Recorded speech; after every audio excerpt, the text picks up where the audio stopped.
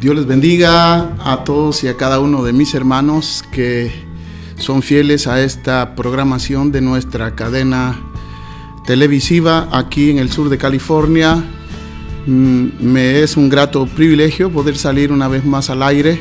Un saludo a todos mis hermanos que nos ven en alguna parte del mundo en este subprograma El Despertar de las Misiones. Traigo un tema muy lindo en este día para la edificación del cuerpo de Cristo, pero quiero decirle que el motivo de este programa no es establecer una doctrina en ninguna manera, tampoco poder formar a lo que ya está escrito en la palabra, pero sí quiero decirle que el motivo lindo de estar en esta cadena de televisión es para poder concientizar al pueblo de Dios a nivel mundial de la importancia de las misiones, no solamente locales, sino también a través del mundo. Y traigo en esta hora un tema muy lindo para todos ustedes que son lectores de la Biblia y personas, muchas de ustedes que saben muchas cosas lindas de la palabra del Señor. Antes de hacerlo, quisiera pedirle a nuestro Dios que nos bendiga en estos minutos que vamos a estar al aire y poder edificar a mucha gente a nivel de la palabra del Señor. Buen Dios y Padre, te doy gracias por la oportunidad que nos brindas de estar aquí, Señor. Gracias, y que tu amor, que tu gracia, tu misericordia pueda abundar sobre cada uno de nosotros. Gracias por este día, por permitirnos salir al aire en el nombre maravilloso de tu Hijo amado Jesús.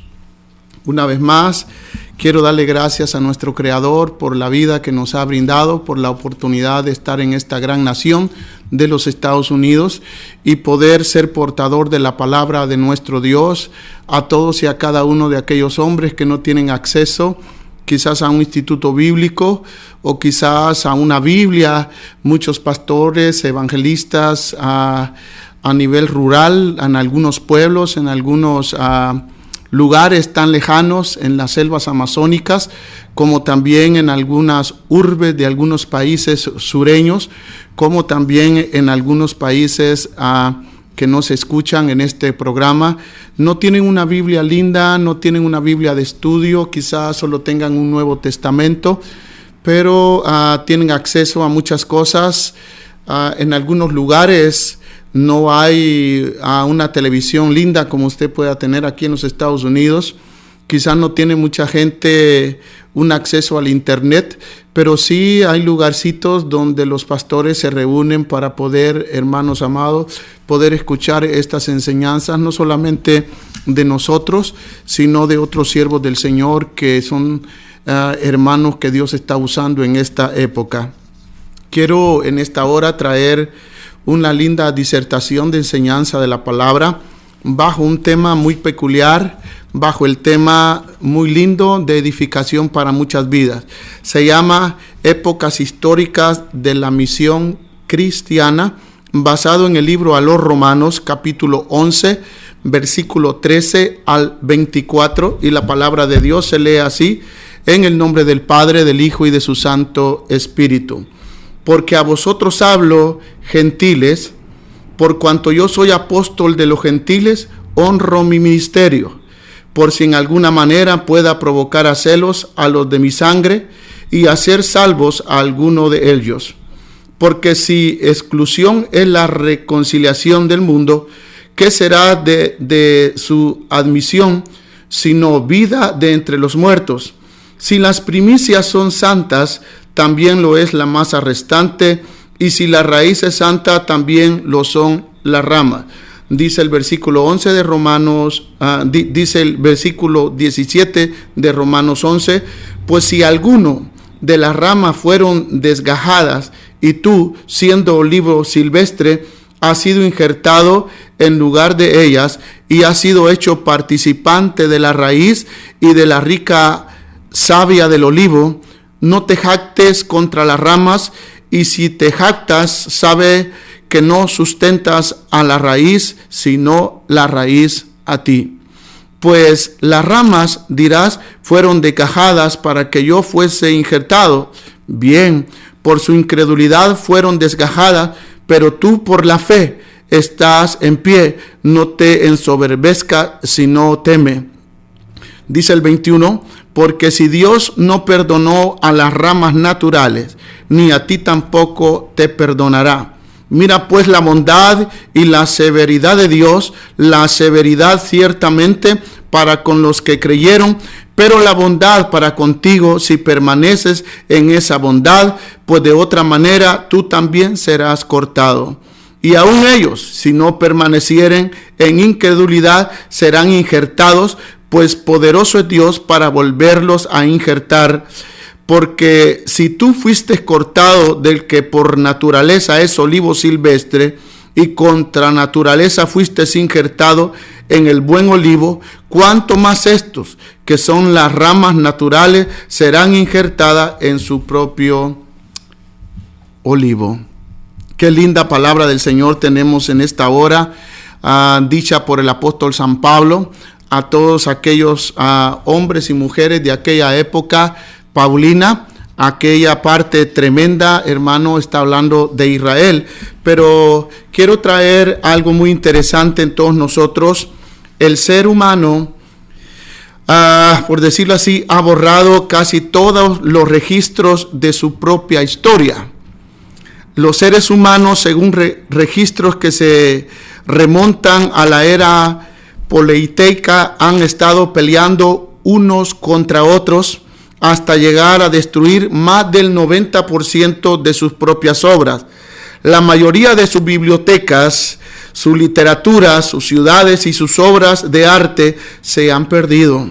Incluso lo poco que ha quedado perteneciente a tiempos muy antiguos está repleto de evidencias de una profunda e inaudita maldad que ha distorsionado en forma grotesca el potencial de cada uno de los seres humanos en aquella época. Esto es inusual porque aparentemente ninguna otra especie ha tratado a los suyos con semejante odio mortal. Según los historiadores y según los investigadores, los cráneos humanos más antiguos son mudos testigos de que sus dueños fueron golpeados brutalmente para ser puestos al fuego y servir luego como alimento a otros seres humanos. Además de esto, una increíble variedad de gérmenes infecciosos mermó el crecimiento de la población de aquel entonces. Se estima que la población mundial en el tiempo de Abraham era de 27 millones. Sin embargo, esta pequeña población que crecía lentamente durante el tiempo de Abraham no existe más. Un hecho que es nefasta es la evidencia de la devastadora combinación que forma las guerras y las pestes, representando a ambas la obra despiadada del enemigo, o sea, Satanás. El crecimiento de la población mundial de ese tiempo era un 16avo del crecimiento global que estamos viviendo en este día. Tan pronto como el odio y la enfermedad fueron venciendo, la población mundial empezó a acelerar su crecimiento. Mire qué lindo. En ese crecimiento, en el tiempo de Abraham, si hubiera tenido ese momento lindo del crecimiento global relativamente como se está viendo ahora, nuestra población mundial actual entonces sería de 6 millones. Habría sido también alcanzada en solo 321 años la población que tenemos hoy entonces. Por tanto, la maldad de esa época debe de haber sido porque hermano amado, no conocían o no le servían de una manera linda y de una manera preciosa a nuestro Dios y Salvador. En vista de eso, no nos sorprende descubrir que la explicación es tan profundo acerca de la maldad que se encuentra en los escritos más antiguos y completos que hay en existencia actual, documentos respetados por las tradiciones judías, cristianas y las musulmanas, cuyos adherentes comprenden más de la mitad de la población mundial.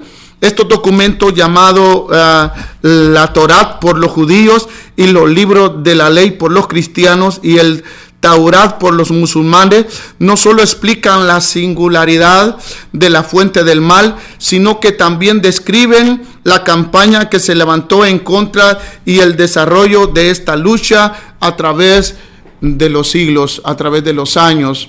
Vemos en esos libros de historia cómo la humanidad se ha ido lentamente desapareciendo, muchas cosas tremendas. En una forma concreta, los primeros 11 capítulos del libro del Génesis constituyen una aterradora introducción de todo este problema que acabamos un poco de mencionar. De hecho, el argumento de toda la Biblia y sus breves páginas describen 3 puntos muy importantes que quisiera que usted los tomara en esta hora y pudiera tomarlo en serio y leer su Biblia de este libro del semillero llamado el Génesis. Primero, que Dios creó al ser humano de una manera tan linda y tan especial, tan gloriosa y buena fue creado el ser humano. Pero en segundo lugar, la entrada de un ser maligno, de un ser rebelde y destructor, un superhumano demoníaco llamado Satanás, que resulta en algo despiadado en contra de la humanidad. Y el pensamiento de Satanás era destruir la simiente de Dios, era desaparecer a la humanidad por completo para que no surgiera un Salvador. En tercer lugar, una humanidad atrapada en esa rebelión tremenda bajo el poder de esa personalidad maligna llamada Satanás, que Jehová lo reprenda, ha venido destruyendo lentamente la humanidad, pero Dios siempre ha conservado a personajes para que puedan adorar, bendecir y glorificar el nombre de nuestro Dios. Que no se piense en ninguna manera que el resto de la Biblia es simplemente un conglomerado de relatos dispersos y no relacionados entre sí como nos enseñan en nuestras escuelas dominicales. Todo lo contrario, la Biblia consiste de un drama particular, hermano, la entrada del reino, el poder y la gloria de nuestro Dios viviente en este territorio antiguo ocupa un drama, por hermano amado, un drama bastante lindo, bastante bello en ese territorio que estaba ocupado por el enemigo. Desde el capítulo 12 del Génesis hasta el final de la Biblia, que es el libro de Apocalipsis, nosotros miraremos el fin de los tiempos, miraremos el desarrollo de este singular y coherente drama del reino de Dios que contraataca el dominio del enemigo. Este podría ser un buen título para resumir esa misma parte del capítulo, desde el capítulo 1 hasta el capítulo 11 del libro del Génesis, y es algo tremendamente en esta introducción que nos va a permitir conocer muchas cosas acerca de la parte linda de que Dios ha escogido a un pueblo que se llama actualmente Israel como un pueblo misionero.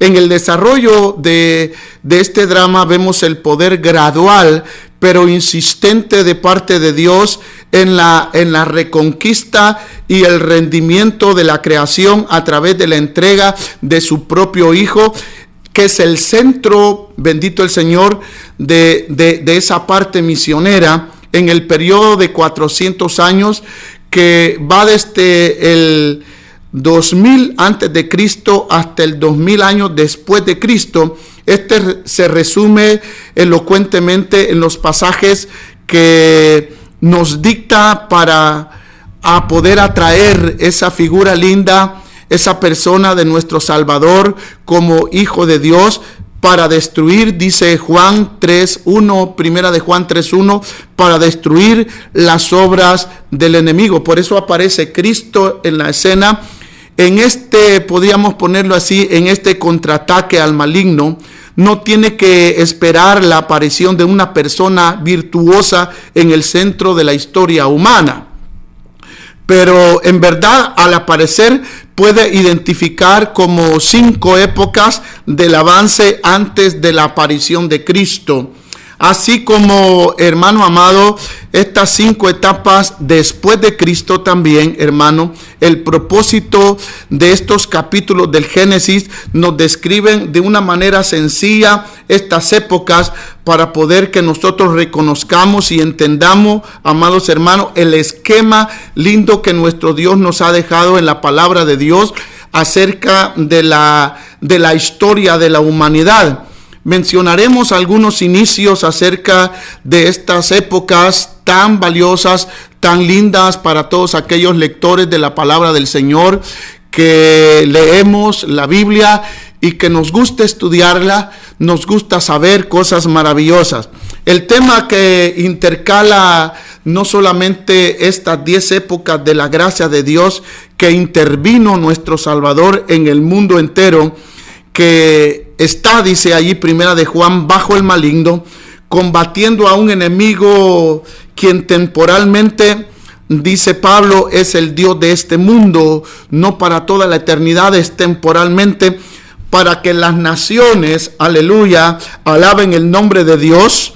Dios usó un plan maravilloso para lograr el objetivo de alcanzar a todas las naciones, otorgando una bendición extraordinaria sobre la persona de Abraham y la persona de su descendencia, o sea, los hijos de Abraham, que son los hijos por la fe. Mientras oramos, venga tu reino en Mateo 6:10, en contraste del plan del maligno, nosotros atraemos esa parte linda que, hermano amado, hay personas que no alaban y glorifican a Dios porque no le conocen y son usados por este maligno, hermano. Pero en la persona del maligno que fomenta en mucha gente a través mundial la distorsión hasta la secuencia de los odios y hasta la secuencia del ADN, quizás sea el autor también del sufrimiento de muchas cosas y en la destrucción, porque ese es el plan de Satanás, la destrucción de la creación de Dios, de la iglesia como del pueblo judío que siempre, hermano, está en problemas, está en líos, porque el enemigo quiere desaparecer aquella nación que fue escogida, hermano, por la fe para llevar esa misión en el Antiguo Testamento. Pero esta bendición es un concepto muy clave dentro de la palabra de Dios, aunque la palabra bendición no sea, por decirlo, la idea notoria. Esta palabra se usa cuando Isaac otorga su bendición sobre Jacob y no sobre Esaú en el Génesis 27. No era bendición, sino una bendición. La concesión del hombre acerca de su familia, la responsabilidad y la obligación que tiene el hombre inherente, así como el privilegio otorgado por Dios para esa familia de ser de bendición, hermano amado, no es algo que pueda recibir, no es algo que pueda ser conquistado, sino no podemos tomarla como una caja de chocolates donde podemos llevar la caja de chocolate y comerla en un lugar. No puede exhibirse de esa manera tremenda, sino Dios bendice a la familia a través del Antiguo Testamento como en el Nuevo Testamento. Dios ha bendecido. Nuestras iglesias son hechas de familia, de nuestras comunidades, de nuestro barrio. Entonces es algo en lo que uno personalmente debe de ponerse a pensar y no puede ponerlo así como una exhibición de decir, como dijo Josué, yo en mi casa serviremos a Jehová. Es algo, hermano, de parte de nuestro Padre Celestial que quiere bendecir a nuestras familias, de nuestros barrios, de nuestras colonias, de nuestros países. Dios quiere bendecir nuestras comunidades. Qué lindo es declarar con nuestros labios, con nuestra familia, que Dios nos está bendiciendo.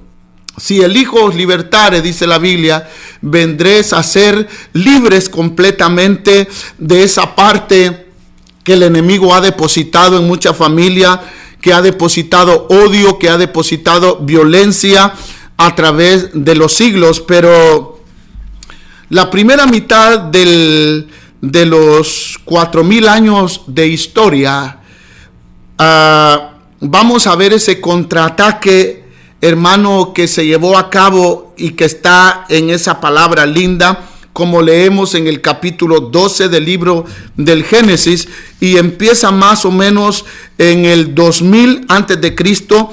Durante esos siguientes 400 años aproximadamente, Abraham fue elegido y se mudó al centro geográfico de la tierra, que actualmente está situada entre África y el Asia. Entonces la época abrahámica, como la época de Isaac, la época de Jacob y José, llamando el periodo que se le conoce como el periodo patriarcal, muestra de una manera relativa los pocos avances de los testimonios a las naciones vecinas, a pesar de que el mandato principal del restaurar el control de Dios sobre todas las naciones, que está basada entre el versículo 1 al versículo 3 del libro del Génesis 12, es repetido muchas veces en la persona de Abraham, en el capítulo 18 del Génesis, el capítulo 22, una y otra vez también en la vida de Isaac, en el capítulo 26 del libro del Génesis, y en la vida de Jacob, en el capítulo 28 del libro del Génesis. Miramos y aparece en escena José y sus hermanos. Allí hablan el 41 del libro del Génesis: ustedes me vendieron, dice, a Egipto, pero Dios envía allá, o Dios lo envió a José a esa parte. Obviamente él fue una gran bendición para la nación egipcia y mucho más para sus propios hermanos, para su propia gente. Incluso el faraón reconoció que José estaba lleno del Espíritu de Dios, ahí en ese mismo capítulo 21, pero esta fue una de las obediencias que Dios deposita en estos patriarcas al reconocer la intención misional de Cristo que estaba haciendo en la vida de estos hombres para que fueran de bendición a todas esas naciones. Entonces los hermanos de José, por ejemplo, no habían levantado una ofrenda para enviarla a Egipto, sino fueron enviados como misioneros, pero Dios estaba en el negocio de esa misión a pesar de los mismos problemas, de las mismas cosas que ellos estaban pasando. Entonces, los siguientes 4 periodos de más o menos 400 años cada uno son el periodo de la cautividad que nosotros miramos en el libro del Génesis, el periodo también que abarca el libro de los jueces, el periodo de los reyes y el periodo del exilio babilónico y la dispersación o diáspora, como se conoce durante estos segmentos históricos de las dificultades y de algunas cosas que anormaron la bendición prometida y la misión que Dios esperaba de los judíos para extender su gobierno de Dios sobre todas las naciones del mundo. Casi, hermano, desaparecieron del panorama. Pero en consecuencia, en la medida de lo imposible para los hombres, para Dios es posible. Dios cumplió su voluntad a través de la obediencia y la voluntad de aquel pueblo, aleluya.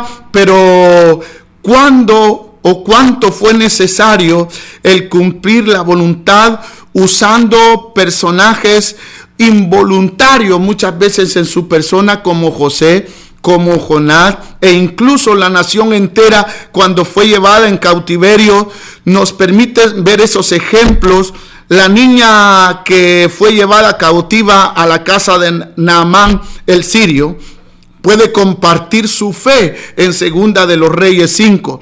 Noemí también, que sale en la escena, quien fue lejos de su ciudad natal, compartió su fe con sus hijos y también con sus nueras, que eran nueras gentiles. Pero por otro lado, Naamán y Ruth, a su vez, al igual que la reina de Saba, vinieron todos voluntariamente atraídos por la relación de la bendición y misericordia entre Dios e Israel. Mire qué lindo esta comprensión bíblica linda que puede notar dentro de nuestra vida la importancia de ese plan divino de la misión de Israel, que debía de ser de bendición a todas las naciones, a todo el mundo de aquel entonces. Pero encontramos entonces 4 diferentes mecanismos de la misión que utilizó Dios para bendecir a todas las naciones de aquel entonces. Podemos decir, primero, algunos salen voluntariamente, con intención misionera. Algunos hombres se van a las naciones, a los pueblos, para hacer misiones. Esa es la intención de mucha gente, poder hacerlo, como podíamos nosotros mirar en esta parte linda. Segunda, otros hombres y mujeres salen a las misiones involuntariamente, sin ninguna intención misionera. Salen a visitar a su gente, aceptando a Cristo aquí en los Estados Unidos o en cualquier parte. Salen a visitar a su gente, a sus familiares, y les hablan de una manera involuntariamente, pero voluntariamente sale de su corazón, de su boca, en esa linda experiencia que han tenido con Cristo Jesús. Esas son las personas que salen involuntariamente, sin ninguna intención de hacer misiones. Pero tenemos un tercer lugar. Algunos vienen voluntariamente, aleluya, a Israel para conocer a su Señor. Entonces, por tanto, la misión se debe de hacer, ya sea de estos tres puntos lindos. Dios ocupa toda intención del hombre, de la mujer, para poder hacer misiones. Tenemos un cuarto lugar. Otros vienen involuntariamente, como llegaron los gentiles que fueron forzados a establecerse en Israel. Si tú eres lector de la palabra del Señor, vas a entender este mensaje, esta enseñanza. Y si tú no lees, no lo vas a entender nada. Y puedes decir, bueno, yo no le entiendo a ese Señor lo que está hablando. Pero debemos de indagar la palabra del Señor y conocer no solamente el Nuevo Testamento, sino conocer el Antiguo Testamento. Entonces, estos hombres procuraron agradar a Dios. Y eso se encuentra en Segunda de Reyes 17. Por tanto, encontramos, bendito el Señor, en cada época la preocupación activa de Dios en proseguir en su visión, con o sin cooperación de la nación de Israel, que fue una nación escogida. Cuando Jesús aparece, bendito el Señor, en la tierra, es una misión con o sin la cooperación de estos gentiles. Entonces Jesús aparece en la tierra en una visitación que incrimina, por decirlo así, a la gente judía, a la gente suya. Él viene a los suyos, pero los suyos, dice la Biblia en Juan 1:11, no le recibieron. Y todos aquellos que creen en su nombre, les dio potestad de ser hechos hijos de Dios. Es bien recibido Jesús en Nazaret, su ciudad, pero solo es recibido hasta que menciona el deseo de Dios de bendecir a los gentiles. En este preciso momento, que está basado en Lucas 4:28, una explosión, fíjese bien, de furia homicida revela el hecho de que la nación escogida, o sea, el pueblo de Israel, escogida para recibir y ser mediadora de esa bendición que Dios le dicta allá en Éxodo 19 del 5 al 6 y en el Salmo 67 y también en Isaías 49 versículo 6. Hermano, ha fallado de una manera grosera y tremenda el pueblo de Israel. Pero sin embargo, había en aquel tiempo, hermano, un pequeño grupo de personas, podía ubicar esta palabra, hermano, que sin saberlo Dios había levantado a esta gente linda, estudiante de la palabra del Señor, estudiante de aquellas profecías preciosas que nos enseña la Biblia, que recorrerían mar y tierra para ser prosélitos. Eso está basado en el libro de Mateo 23:15. Pero tal alcance no era raramente, hermano, o exactamente para bendecir a otras naciones, sino para sostener y proteger a Israel. Ellos raramente se preocupaban de que sus convertidos fueran circuncidados dentro del corazón. A través de esa escritura linda de Deuteronomio 10, versículo 16, y el capítulo 30 del libro de Deuteronomios, ahí vamos a encontrar, y también en el libro de Jeremías 9:24 hasta el 26, y Romanos 2:29, que es la parte linda del Nuevo Testamento. En efecto, y bajo estas circunstancias, se puede decir que Jesús no vino a dar, escuche bien, no vaya a malinterpretar, no vino a dar la gran comisión, sino a quitarla. Las ramas naturales que leímos aquí en el libro a los Romanos fueron desgajadas, mientras que las ramas silvestres fueron injertadas en esa parte del capítulo 11 del libro a los Romanos, del 13 al 24. Sin embargo, a pesar de la renuncia general de la nación misionera escogida que era Israel, típica, oiga bien, de otras naciones posteriores, la verdad es que muchos grupos humanos fueron positivamente influenciados por la fidelidad y la justicia de unos pocos hombres llamados apóstoles de entre el pueblo de Dios.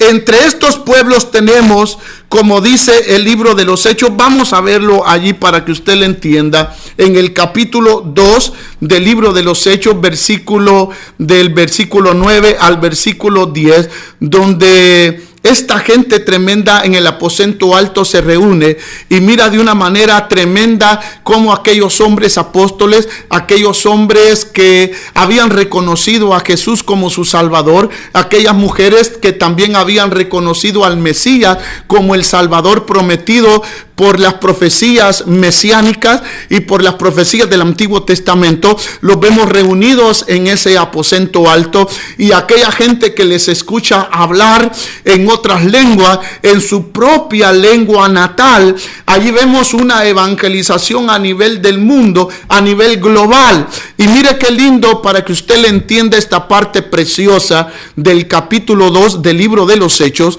versículo del 9 al 11, dice... vamos a leerla desde el versículo 7. Estaban atónicos y maravillados diciendo: mirad, ¿no son galileos todos estos que hablan? ¿Cómo pues les oímos nosotros hablar cada uno en nuestras propias lenguas en las que hemos nacido? Pardos, medos, elamitas y los que habitamos en Mesopotamia, note qué lindo, en Judea, en Capadocia, en Ponto y en Asia. Todas estas partes de aquel mundo neotestamentario eran esas partes que Dios había permitido allá en el Antiguo Testamento, en el Génesis, dividir esas lenguas, dividir esos dialectos, hermano, por la Torre de Babel. Aquí encontramos ya dispersos y ya completamente como idiomas, como dialectos nativos de aquella gente. Por eso hablan de Mesopotamia, que eran muchos pueblos pequeños y muchos lugares que, hermano amado, en aquel entonces hablaban diferentes dialectos e idiomas. Entonces vemos ahí que no solamente los que están en esa parte de Mesopotamia y de Judea, en Capadocia, en Ponto y en toda Asia, en Frigia, en Panfilia, en Egipto y en las regiones de África, más allá de Cirene, y romanos aquí residentes, en tanto judíos como prosélitos. Allá aparece esa parte. Cretenses y árabes los oímos hablar en nuestras lenguas las maravillas de Dios. Ahí salen los árabes, y por eso yo agarré una parte, hermano, en el principio, hermano, de esta parte tan tremenda, tan fuerte, que nos puede decir acerca de la misión que Dios tiene no solamente para Israel, sino para nosotros, porque no es que nosotros como iglesia querramos hacer misiones. Somos por naturaleza, hermano, misioneros. Nadie puede decir: yo no tengo ese don, porque no es un don. Yo no tengo ese llamado, ese ministerio para ser misionero, porque no aparece en ninguna parte de la Biblia. El que usted diga, bueno, hay que pedirle a Dios que nos dé ese ministerio de misionero. La iglesia nace bajo esa misión de Dios. La iglesia es llamada a las misiones. Es una urgencia en este tiempo hacer misiones, y no nos podemos hacer de la vista gorda nosotros el que no debemos de evangelizar nuestros barrios, no debemos de evangelizar. Somos nosotros y estamos comprometidos para hacer la misión. No solamente podemos indagar o pensar que los evangelistas deben de hacer misiones. Toda la iglesia debe de hacer misiones. Entonces, esta nación misionera escogida, típica de otras naciones posteriores, decía yo, la verdad es que muchos grupos humanos fueron positivamente influenciados por la fidelidad y la justicia de unos pocos de entre el pueblo de Dios, he aquí 120. Entre estos pueblos, hermano amado, tenemos lo que acabamos de leer aquí, hermano amado, de la tierra cultural, hermano, de aquel entonces, hititas, moabitas, finicios, de Tiro y de Sidón que quedaban, asirios, que son los sabeos de la tierra de Saba. Ahí aparecen babilónicos, que son los persas, partos, medos, elomitas y romanos. Entonces vemos que esa parte tremenda son influenciados por aquellos hombres que no habían estudiado, que no habían ido a un colegio, que no habían ido, aleluya, a ninguna parte para poder, hermano, hacer esto.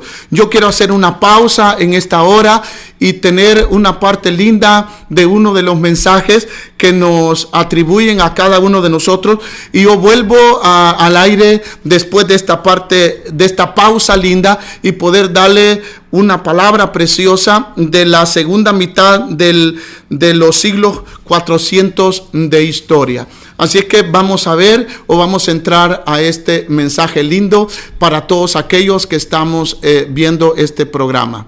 Que el Señor le bendiga, y volvemos al aire dentro de unos instantes.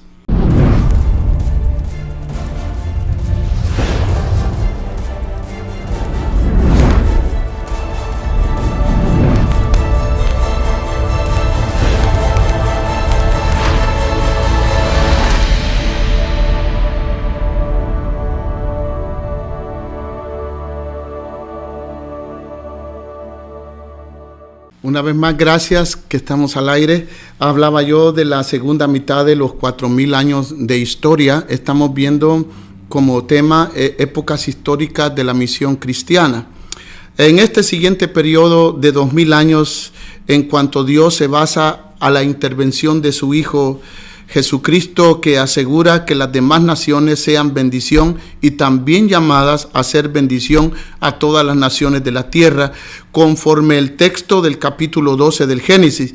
En cada caso, la verdad es que todo aquel pueblo que se incluye, hermano, a quienes se haya dado mucho, dice la Biblia, mucho se le demandará, y al que mucho se le haya confiado, más se le pedirá, dice Lucas 12:48.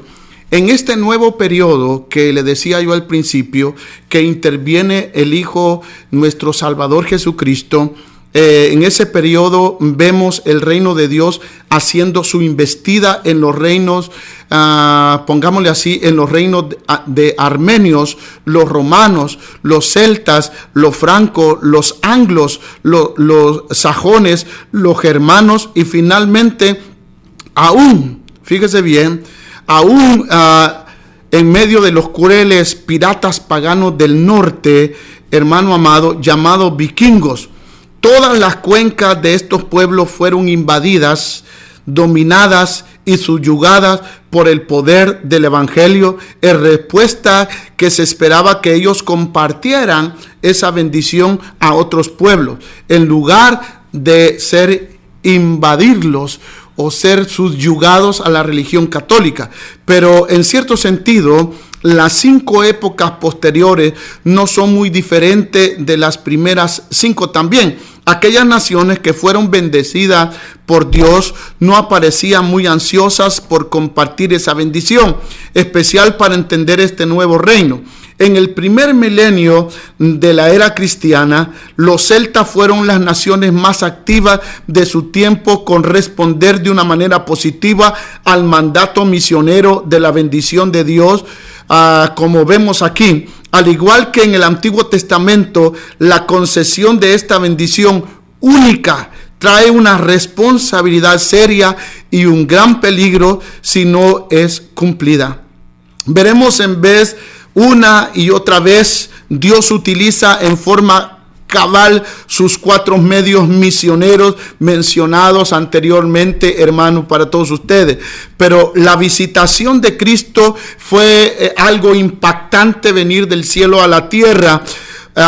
fue una manera portentosa y perfectamente ubicada en el tiempo correcto, en el tiempo preciso. Jesús, dice la Biblia, nació como miembro de un pueblo subyugado, pero a pesar de su imperialismo sangriento, Roma verdaderamente fue un instrumento en las manos de Dios para preparar al mundo para la venida del Mesías.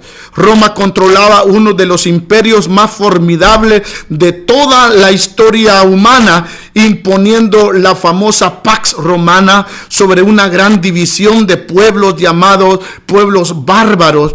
Los emperadores romanos durante estos siglos habían construido un extenso sistema de comunicación que se reflejaba en esos 4,000 kilómetros de excelentes carreteras de las provincias y de las capitales.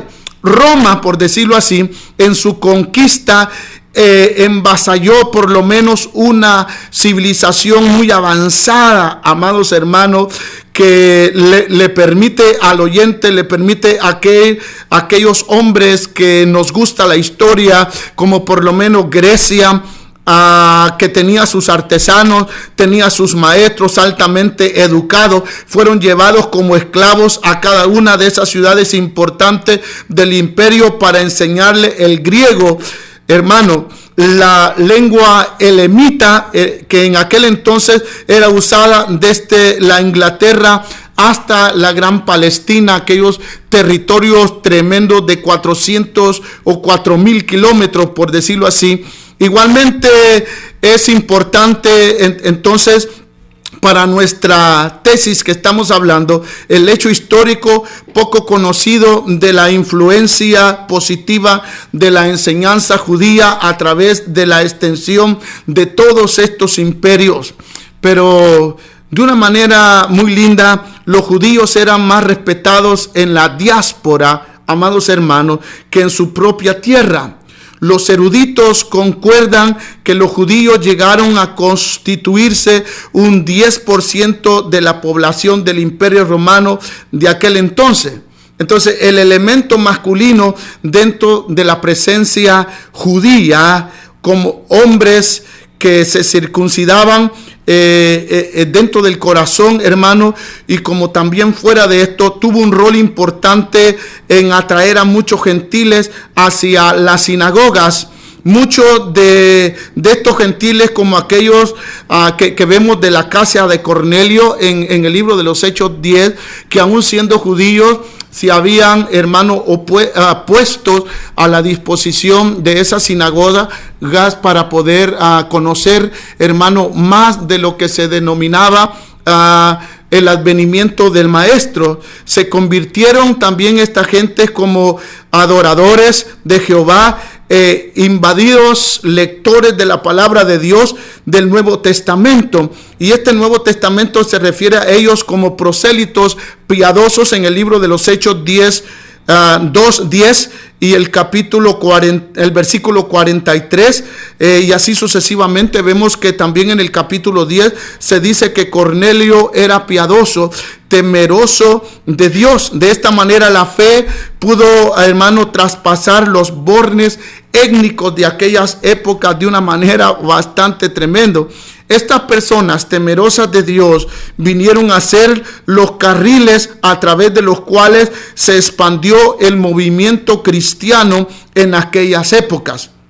Este movimiento era básicamente la fe judía dentro de un ropaje gentil, algo que era muy difícil de comprender para los judíos fervorosos, que Dios fuera llegando a aquellos gentiles, fuera llegando con su amor y fuera llegando con su compasión a poder alcanzar a un pueblo que no era pueblo, aquellas ovejas que no eran de su redil. De otra manera, hermano, estos 4 evangelios y unas cuantas parte de, hermanos, de las cartas paulinas pudieran haber tenido un amplio impacto dentro de tantos grupos étnicos en un periodo de un tiempo corto, podemos nosotros apreciar esta parte linda y reflexionar por un momento, hermanos amados, que Jesús vino al mundo, vivió por 33 años en la tierra, confrontó a su propia nación, a quien no le gustaban las misiones, fue rechazado por muchos, crucificado y sepultado, resucitó y antes de ascender al Padre, enfatizó la misma comisión que viene desde los tiempos antiguos a todos aquellos que le aceptamos como nuestro Salvador personal en nuestras vidas. Hoy en día incluso los historiadores más agnósticos se sorprenden de que algo empezó en un humilde estado de Belén de Judea, un rincón del Imperio Romano. En menos de 300 años haya tomado el control del palacio del emperador romano.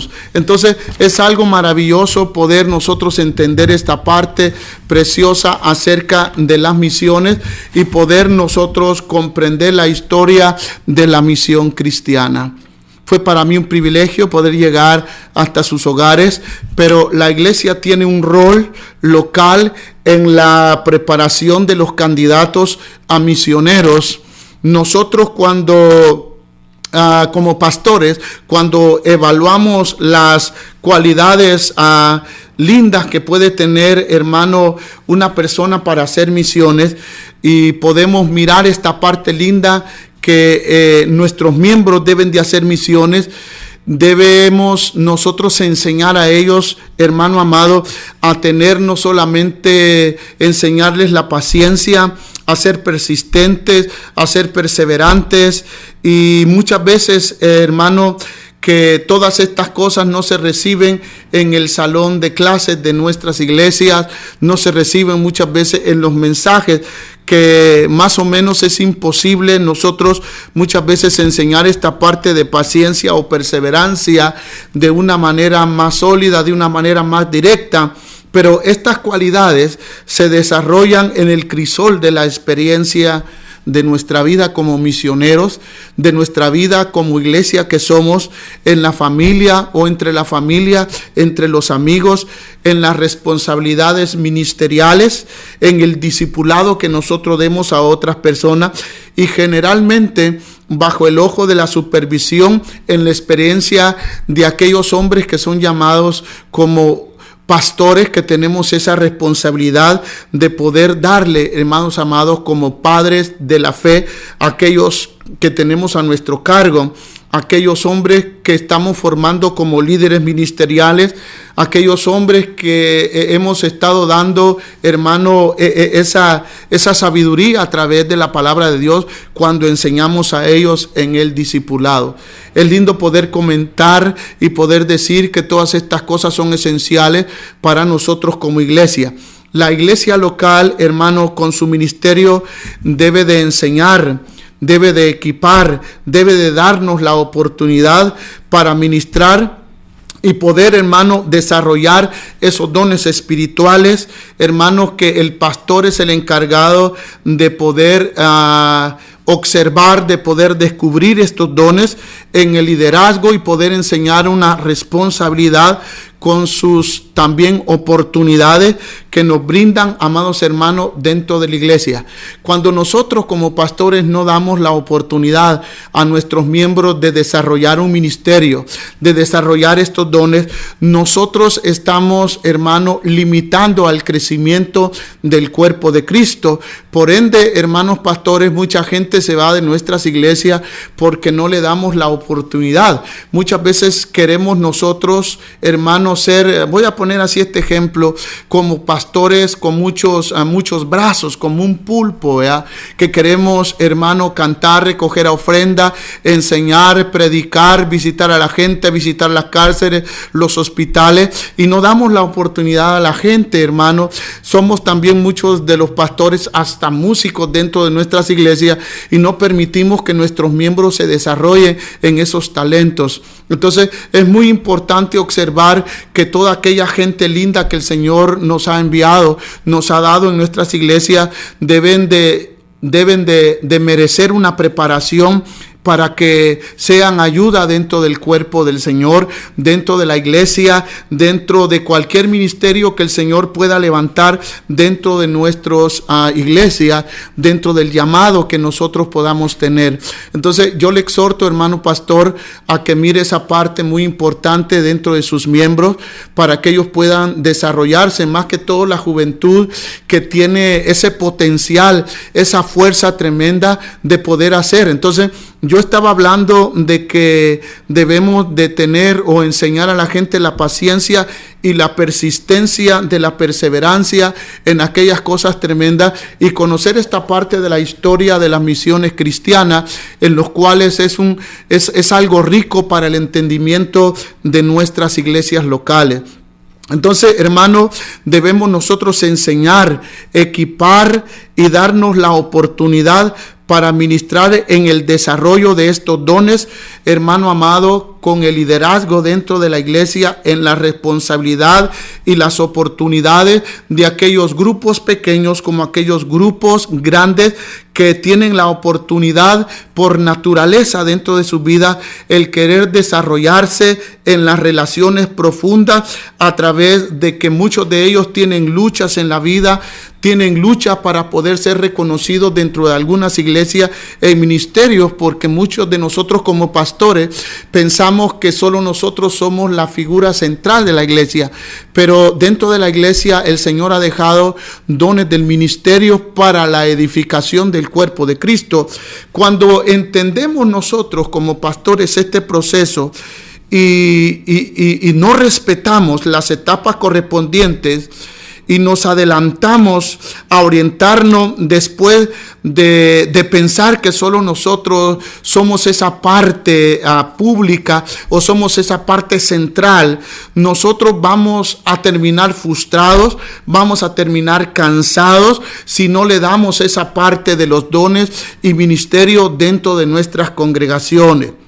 La conclusión es que si no reconocemos, hacemos daño a la iglesia y no le damos el rol comprendente como pastores que somos y las responsabilidades que nosotros tenemos, y forzamos nosotros muchas veces a la institución del maravilloso, bello y caluroso, por decirlo así, entrenamiento a tratar de poder, hermano, equipar la iglesia para que cumpla su rol dentro de nuestras comunidades y dentro de nuestros países.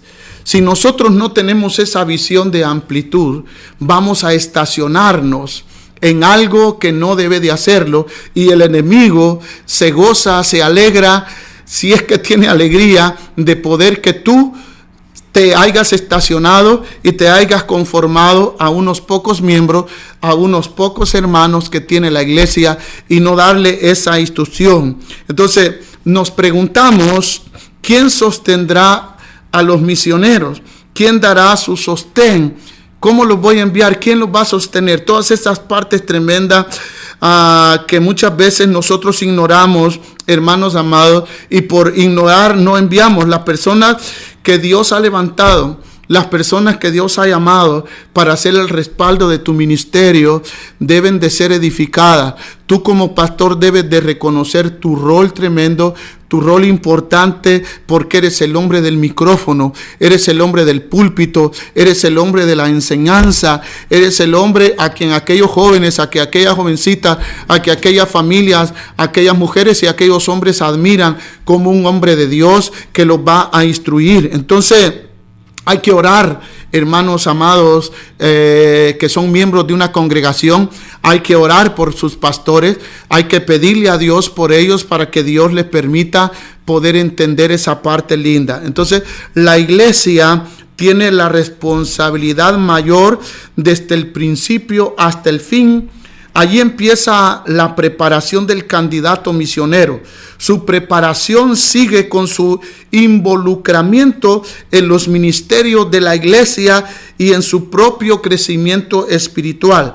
Cuando alguien siente el llamado del Señor para salir al campo misionero, es la iglesia, o sea, los pastores y ancianos, quien aprueban su llamado una vez aprobado, evalúan su preparación actual según los criterios que mencionaremos, hermano amado, en el transcurso de algunos estudios, bajo la supervisión de estos hombres de Dios en la misión global, en grupos de misiones también mundiales, para coordinar el proceso de preparación de envío de hombres y mujeres, jovencitos, matrimonios, hermanos que deben de ir a las misiones a nivel mundial como a nivel local. Fue para mí un privilegio poder estar en esta hora delante de ustedes y aquellos hombres que nos ven, aquellas mujeres, aquellos hermanos que nos ven en Sudamérica, parte del Caribe, parte de Centroamérica, que el Señor le bendiga. Tenemos algo muy interesante y lindo que poder enseñar. Hay mucho que enseñar en esta parte, hermano, de la palabra del Señor. Pero permitamos, hermano, que podamos, hermano, poder ser instruidos por la palabra. No pretendo ser un erudito, aunque no lo soy en ninguna manera, pero sí, hermano, mi corazón está dispuesto para poder dar gratuitamente de lo que sabemos. Tenemos un instituto bíblico de preparación teológica donde podemos instruir, hay maestros calificados, y también tenemos nuestro propio hermano instituto bíblico para enseñar en la misionología.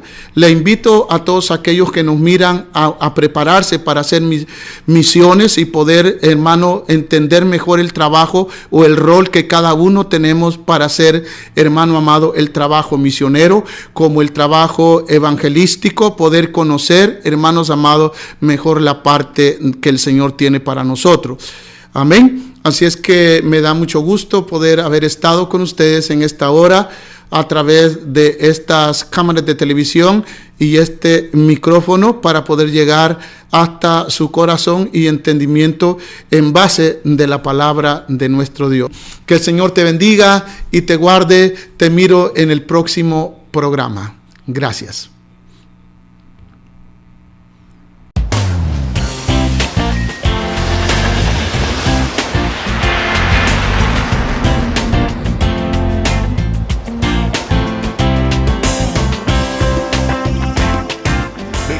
TV te invita a su evento misionero El Despertar de las Misiones en Iglesia Tabernáculo Bethesda este lunes 15 de febrero a las 7 p.m. 1925 East Calle Primera, casi esquina con Calle State en Los Ángeles, California 90033. Para más información llama ya al 213-375-8342. Entrada gratis.